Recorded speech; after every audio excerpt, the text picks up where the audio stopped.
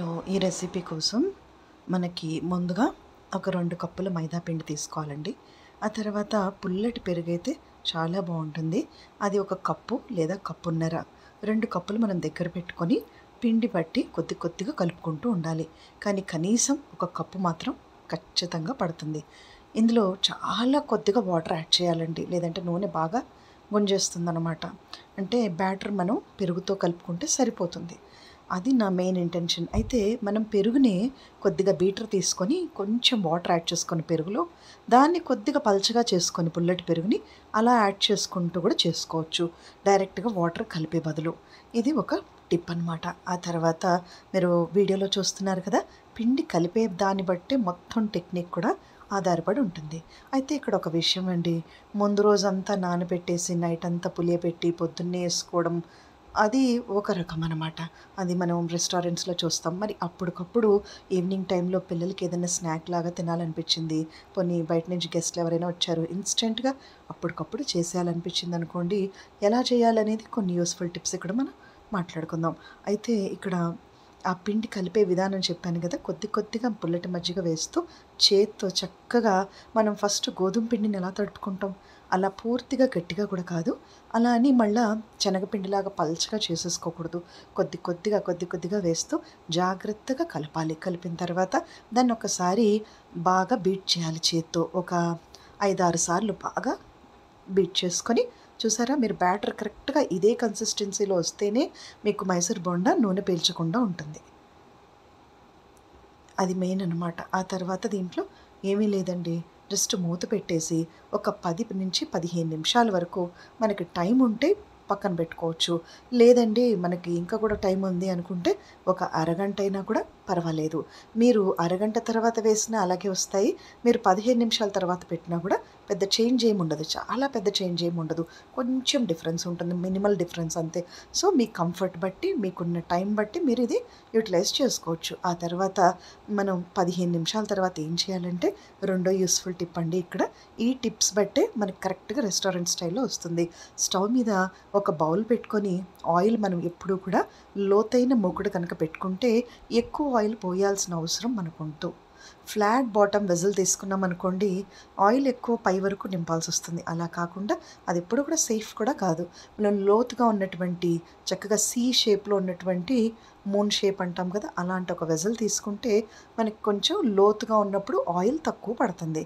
అప్పుడు ఇది ఈ ఆయిల్ అనేది మనం ఆయిల్ వంటలు చేసేటప్పుడు కిచెన్లో ఎప్పుడు కూడా కాషియస్గా ఉండాలి. అయితే తర్వాత ఆయిల్ ఎప్పుడు కూడా ఫస్ట్ హై టెంపరేచర్లో కొంచెం వేడి చేసుకోవాలండి. వేడి చేసుకున్నాక దాన్ని మనము మీడియం ఫ్లేమ్లో పెట్టుకోవాలి. అంటే సిమ్లో కాదు, లో ఫ్లేమ్లో పెడితే నూనె గుంజేస్తుంది, హై ఫ్లేమ్లో బయట బ్రౌన్ అయిపోతుంది, లోపల అస్సలు ఉడకదనమాట. మీడియం ఫ్లేమ్లో పెట్టుకొని కుక్ చేసుకోవాలి. ముందు మాత్రం ఆయిల్ హై టెంపరేచర్ వరకు బాగా వేడవ్వాలి, లేదంటే బొండాలు బాగా రావు. ఆ తర్వాత ఇందులో ఈ మన బ్యాటర్ ఏదైతే కలిపి పెట్టుకున్నామో ఇప్పుడు దీంట్లో ఒక పావు చెంచా జీలకర్ర, సిజర్ తీసుకొని సన్నగా తరిగినటువంటి పచ్చిమిర్చి, బాగా సన్నగా తరిగితే ఎవరు కూడా తినేటప్పుడు పక్కన పడేయరు. అప్పుడు మనకి ఇంకొకటి, మనం సిజర్తో కట్ చేసినప్పుడు, చేత్తో కట్ చేసినప్పుడు ఏమవుతుందంటే ఒక్కొక్కసారి మనము ఏదో ఆలోచనలో దాన్ని ఫేస్ మీదో చెంప మీద లేకపోతే పిల్లలకి అంటించడమో చేసినప్పుడు ఆ పచ్చిమిర్చి ఘాట్ అనేది ఖచ్చితంగా మన కళ్ళల్లోకి ముక్కులోకి వెళ్ళిపోతుంది. ఇది అందరికీ కూడా కిచెన్లో most of the time experience అయి ఉంటాం. దాని బదులు కాషియస్గా సిజర్ పెట్టుకొని కట్ చేస్తే మనకి ఎటువంటి ఇబ్బంది ఉండదు. నాకైతే జరిగిందండి, ఒకసారి కాదు 4-5 సార్లు కూడా జరిగింది. మనం అందుకే కిచెన్లో ఎప్పుడూ కూడా బాగా మైండ్ అలర్ట్గా ఉన్నప్పుడు, మనసు ప్రశాంతంగా ఉన్నప్పుడే వంటింట్లోకి వెళ్ళాలి. ముఖ్యంగా ఆయిల్ వంటకాలు చేసేటప్పుడు మాత్రం మనసు చాలా స్టేబుల్గా ఉన్నప్పుడు మాత్రమే వెళ్ళాలి. ఏదో ఆలోచనలతో ఏదో టెన్షన్లో వెళ్తే అది ఒక డేంజరస్ జోన్ అనమాట.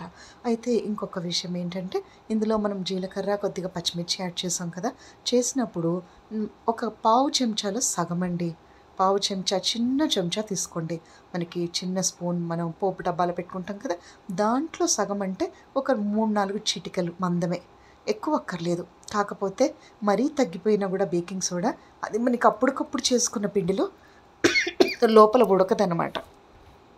చాలా తక్కువ, పావు చెంచాలో సగం మొత్తం కూడా దాన్ని ఏం చేయాలంటే అండి, కొంచెం నీళ్ళల్లో కలుపుకొని ఆ బేకింగ్ సోడాని మనకి ఇడ్లీ సోడా అంటాం కదా, అది మొత్తం పిండి మీద జల్లాలి. అప్పుడు అన్ని వైపులా పిండిలో ఆ బేకింగ్ సోడా అనేది ఇంకుతుందన్నమాట. అది మనకి మెయిన్ ఇంపార్టెంట్ యూస్ఫుల్ టిప్ ఇక్కడ. ఆ తర్వాత ఇప్పుడు మనం ఎలా వేయాలి అనేది ఆలోచిస్తే, మనం ఒకసారి వీడియోలో మీరు గమనిస్తే మొత్తం క్లోజ్ చేసి అరచేతిని మొత్తం క్లోజ్ చేసుకుని కింద పార్ట్ నుంచి మనం అలా వేస్తాం కదా డ్రాప్లెట్స్ లాగా, అలాగా వేయచ్చు. బొటన వేలుతో తీసుకొని అంటే కొంచెం మన పిండంతా బొటన వేలు మీద జారుతూ చిన్న చిన్న డ్రాప్లెట్స్గా కూడా వేసుకోవచ్చు.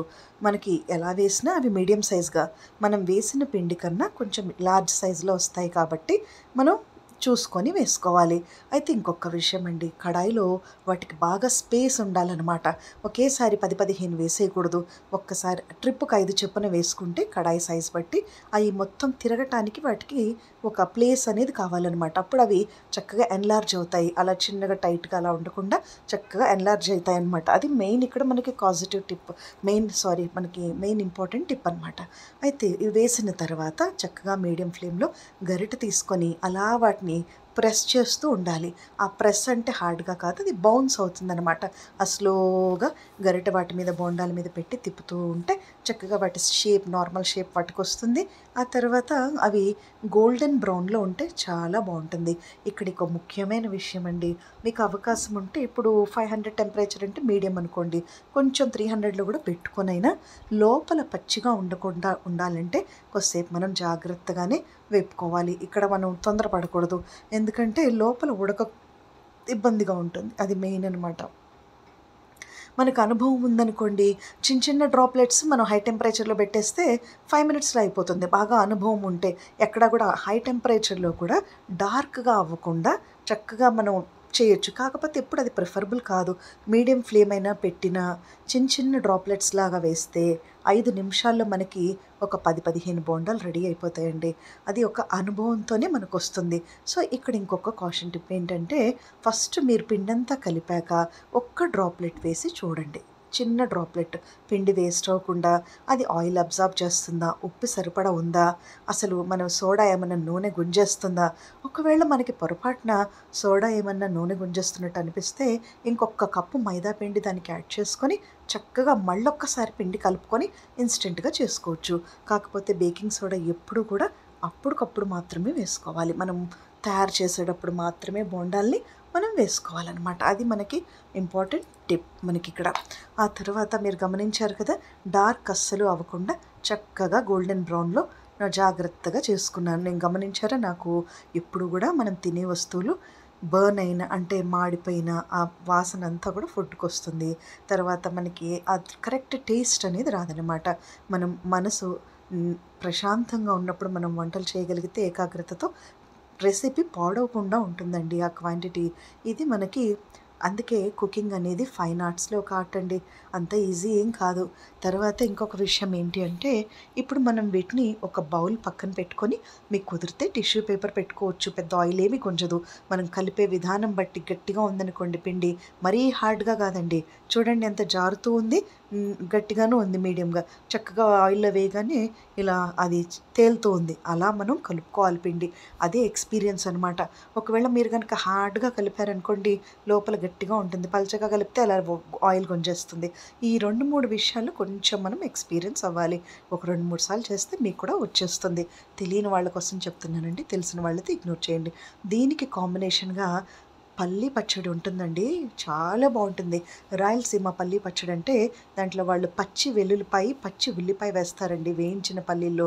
చాలా చాలా బాగుంటుందన్నమాట. ఏమీ లేదండి, ఒక కప్పు వేయించిన పల్లీలు ఎప్పుడు మీరు కిచెన్లో ఉంచుకోమని మీకు చెప్పుంటాను చాలాసార్లు మన ఛానల్ వ్యూవర్స్కి. అది కప్పు పల్లీలు తీసుకొని వాటిని జస్ట్ వేయించిన పల్లీలు ఇన్స్టెంట్గా ఉండాలన్నమాట, అప్పటికప్పుడు హైరాణ పడకూడదు. కొన్ని కాజులు పల్లీలు ఎప్పుడు కూడా వేయించి డబ్బాలో పెట్టేసుకుంటే ఇలా అప్పటికప్పుడు చేసుకోవచ్చు. పల్లీలు ఒక కప్పు తీసుకుంటే ఒక 3-4 పచ్చిమిర్చి కూడా వేసి కొద్దిగా ఆయిల్లో, ఒక పావు చెంచా ఆయిల్లో పచ్చిమిర్చి వేగిన తర్వాత ఏమీ లేదు, పచ్చి ఉల్లిపాయ తీసుకోవాలి. ఒక హాఫ్ ముక్క తీసుకొని, ఒక 2-3 వెల్లుల్లిపాయలు కూడా తీసుకొని, కొద్దిగా జీలకర్ర వేసి, మీరు చాలా కొంచెం చింతపండు లేదా నేనైతే మామిడికాయ ముక్క కొద్దిగా పెరుగు వేసేసాను. అప్పుడు గ్యాస్ ఫామ్ అవ్వకుండా ఉంటుందన్నమాట. అలా మనకి పల్లి చట్నీ అనేది చాలా కమ్మగా ఉంది. అయితే తాలింపు ప్రతిసారి అవసరం లేదండి. కర్ణాటకలో వాళ్ళు ఎవరు కూడా చట్నీలో అసలు తాలింపే వేయరు. ఒక్కొక్క ప్రాంతం బట్టి మారుతూ ఉంటుంది. మనకి టైం ఉండి, అవకాశం ఉంటే అన్నీ కూడా వేసుకొని చేసుకోవచ్చు. కానీ టైం లేనప్పుడు కుకింగ్ అనేది సింప్లిఫైడ్‌గా ఉందనుకోండి, మన వర్క్ తొందరగా అయిపోతుంది. అలా మనకి పల్లి చట్నీ కాంబినేషన్‌తో చక్కటి హోమ్‌మేడ్ బోండాలైతే భలే ఉంటాయండి. అప్పటికప్పుడు అయిపోతుంది. తర్వాత దీనికోసం నేను ఇక్కడ పీనట్ ఆయిలే వాడాను. సన్‌ఫ్లవర్ ఆయిల్ బెటర్ అనుకోండి. కాకపోతే నాకు అవకాశం లేక పల్లి నూనెలోనే వేశాను. తర్వాత ఇంకొక విషయం ఏంటంటే, మైదాతో పెద్ద హెల్తీ అని రాదని మనందరికీ తెలుసు కదా!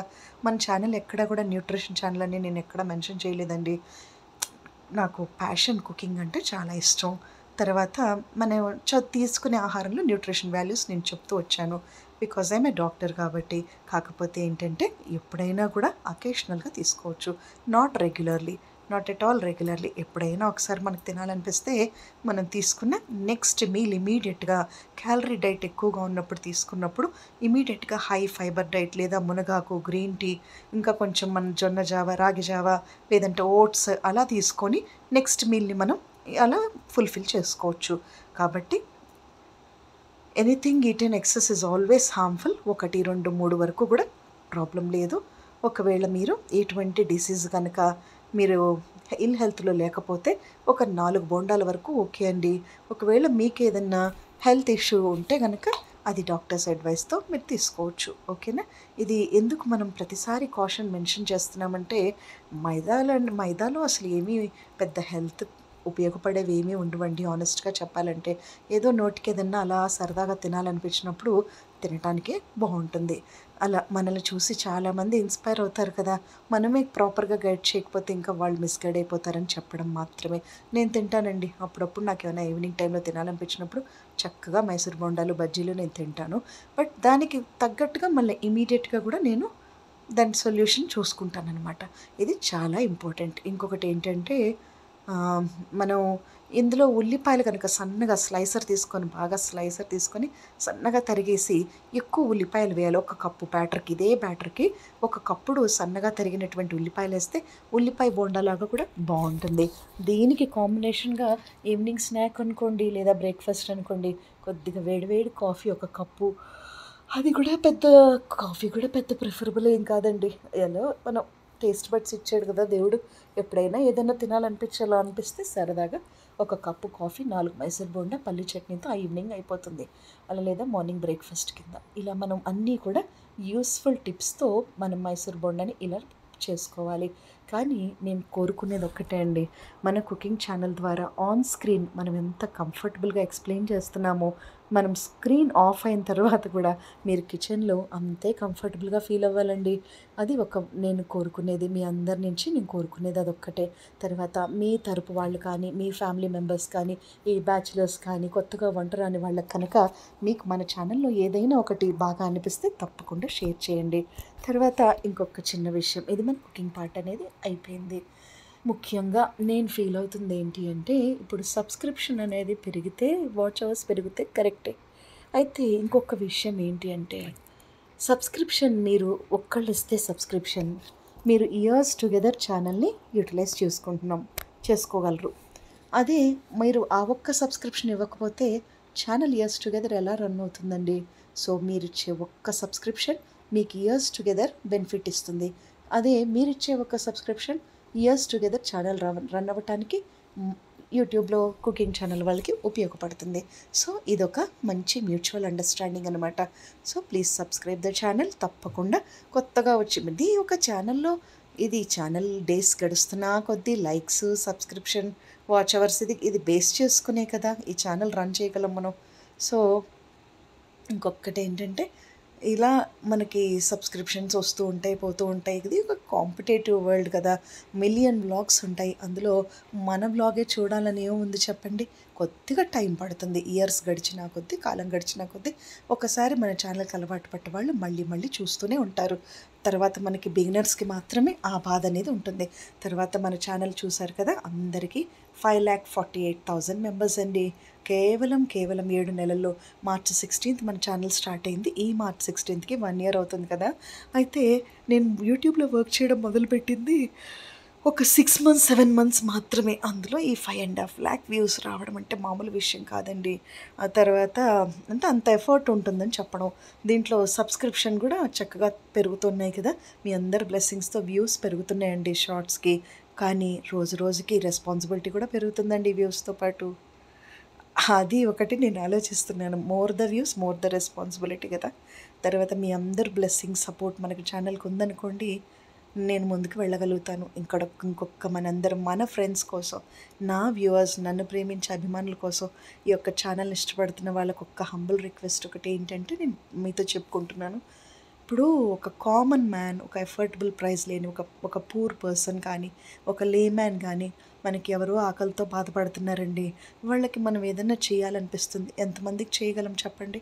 కానీ మనం అవేర్‌నెస్ అనేది ఇస్తే వాళ్ళందరూ కూడా